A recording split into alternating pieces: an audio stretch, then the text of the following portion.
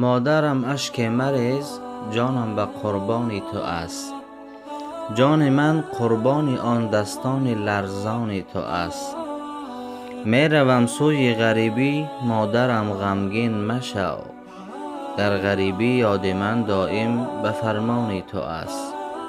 تو اگر دوری ز چشم، مادر به دل نزدیکتری. چون که مادر این دل من روی دستان تو است. من غریبم مادری جان، دورم از آغوش تو. این دل من تشنه آن مهر و آغوش تو است. بخت خود را آدمان در مال و پول بینند اگر، مادری من بخت من یک کنج دامان تو است. می روم سوی تو باز مادر، تو پزمانم مشو. اشک شادی خواهی ریخت آن روز پزمان تو است. مادرم بخشا مرا کاین شعر من انجام یافت. اشک تو انجام مباد مادر، فرزند تو است. بیا مادر به زخم دل دوا کن، مرا از غربت دنیا رها کن. پر از خوف و خطر ملک غریبی، مهاجر فرزندان خود را دعا کن.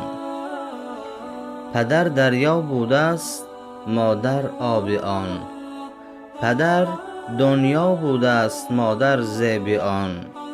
پدر کوه بوده است، مادر قله آن.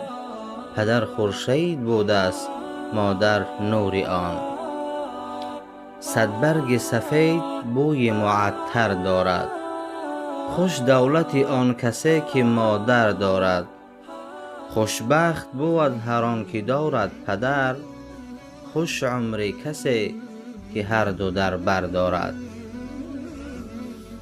از مادر پرسیدند از فرزندانتان کدامش را بسیارتر دوست می دارید؟ مادر جواب داد تا کلان نشود معده یکش را، تا شفا نیابد بیمارش را، تا از غریبی نآید غریبش را. تا جانم در تن هست همه اش را دوست می دارم. خدایا زیباترین لحظه ها را نصیب پدر و مادرم کن که زیباترین لحظه هایشان را به خاطر ما از دست دادند.